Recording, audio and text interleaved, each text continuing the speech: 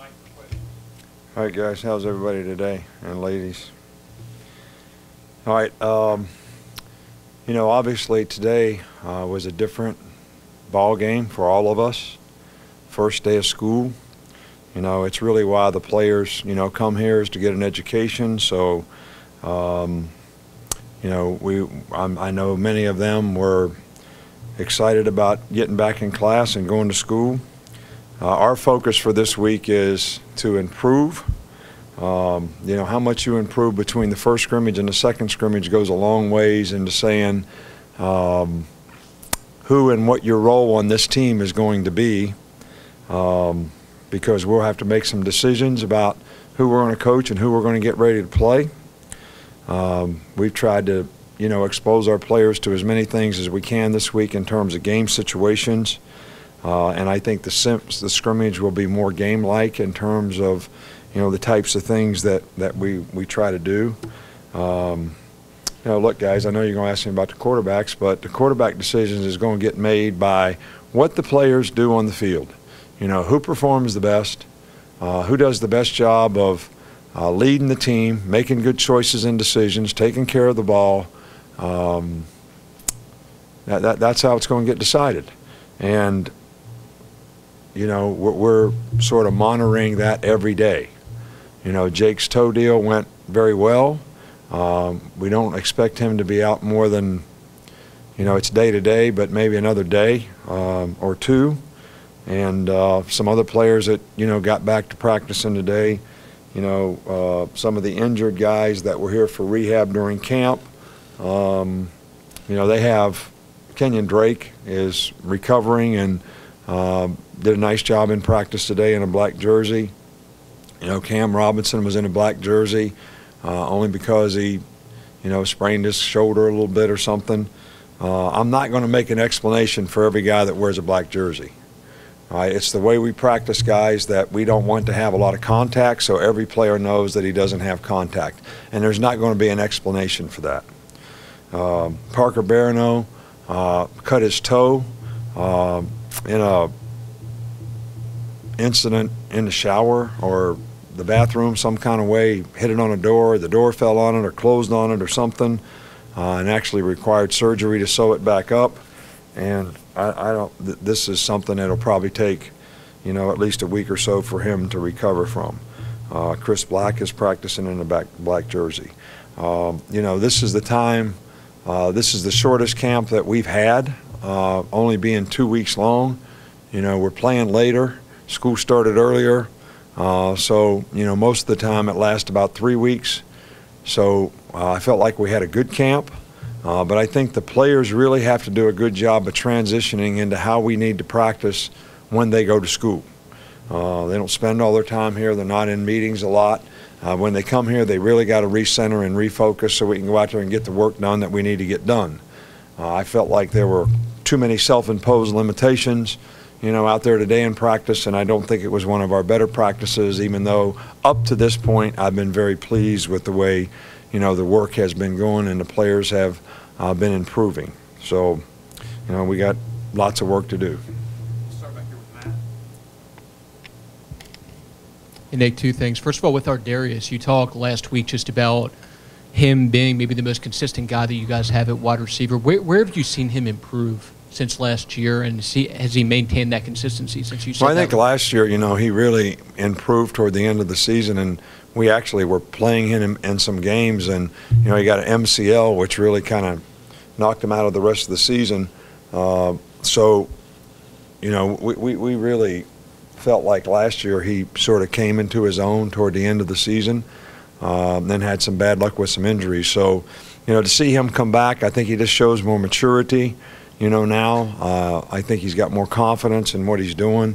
He's playing faster and making more plays. I still think that, you know, receivers have to learn the importance of precision, you know, so that they can work well with the quarterback, and the quarterback can depend on what they're going to do. And I think our Darius has, you know, made great strides in that area. And as far as Cam Sims with him out there today, just how is he doing in his rehab? Well, he's got a ways to go. So he's doing fine in his rehab. He's ahead of his rehab. He's not going to be playing, probably anytime soon. We'll kind of see how it goes, and but it's way too early to make any kind of call about that. Right here, Mark. Sticking with the wide receivers, I just want to see how Richard Mullaney's doing and how is he progressing. What does he bring to the offense and to the team? Richard Mullaney, new receiver. Yeah, he's been doing a really good job. He's got great hands, very smart player, very instinctive, knows how to get open, and especially effective in the slot. So he's definitely going to help us this year. And his maturity and experience is something that, to a very young, inexperienced group, has been, very welcome, by us and I think our other players. We were talking to Kirby Smart a few weeks ago. We talked about the run-pass option being something that's been difficult for the defense. It's seen much more of that in the last few years as opposed to maybe 4 or 5 years ago. How has that dynamic changed in just defending that possibility of a run-pass option? Well, they changed the rule, I think, 3 years ago to where a guy could go 3 yards down the field instead of what it's been since the beginning of time, 1.5 yards. And, each year more and more teams have, started to take advantage of the rule where linemen go downfield and block people, so it looks, more like a run. And there's really nothing really that a defensive player can key on to know whether it's a run or a pass. So I just think more and more people are taking advantage of that rule. I know that we did it some last year, and it was effective for us. It's a huge advantage for the offense. How's the offensive line coming along in pass protection, particularly the right side with Bradley and Dominic? They're doing really well. Shank has had a really good camp. I wouldn't count him out as a guy that could end up being a starter at one of the guards. We feel like we have 3 really good guards. Bradley is a really good backup center too. So, we kind of got, 4 what we think really good guys that we feel like are starters. But, Dominic Jackson has had a really good camp. He just got to learn how to play with consistency and be disciplined all the time in what he's doing and not lose his focus.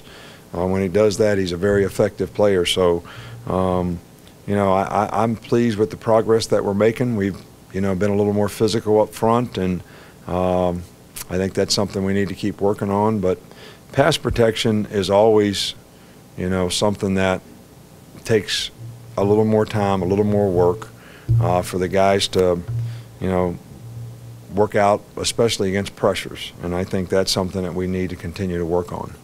Right over here, 2 more, John and Alex. Nick, I know that multiple of your quarterbacks work with these private kind of tutors during off-season periods and things like that. Do you ever get involved in kind of the process of who these guys end up working with? Is there concern about who they work with? And is there, what's the kind of benefit of them being able to work with these private tutors when they can't have contact with you? Well, I personally think that, a lot of guys have, their own guys that they grew up with that call them tutors, call them coaches, call them personal coaches. And that has helped them be successful, that really kind of knows their game and knows, what works for them. And, most of these guys that do this that I know that we've had players work with are, very good at what they do. And I think it's been helpful, to the players. And I know it helped Blake Sims improve. And I know several of our guys right now have improved because of things that they've worked on, maybe things that we recognize that they take back and figure out ways to work on, with someone. So I think it's a good thing that they do it. It doesn't bother me at all.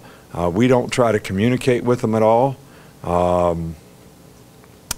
But I feel that if we had an issue with them or with the player and we felt they could benefit that circumstance by being involved, we certainly would get involved. But I trust our players. I trust our players. They're just trying to get better, and they're trying to improve, their chances of being successful college players and developing a career of their own. And I personally think there's absolutely nothing wrong with, what these guys do. It's very beneficial. Last one right here. Nick, you said you wanted to kind of start tilting reps toward a few quarterbacks going forward. after watching film. Have you done that yet, and what's the kind of plan for the scrimmage? Well, you know, Jake's been out this week, so we thought the two guys that, you know, probably played a little better in the scrimmage. You know, Alex did a nice job, and, you know, Cooper Bateman did a nice job in the scrimmage. You know, Jake did okay, but he hasn't been able to practice all week. So, and, you know, we feel Blake is a young guy that we need to continue to try to develop. So those four guys, you know, kind of are, three of them have been in the mix this week in terms of how we've, you know, tried to split up the reps, and we'll continue to evaluate it on a day-to-day basis and see where it takes us. Thanks, Coach. All right, thank you.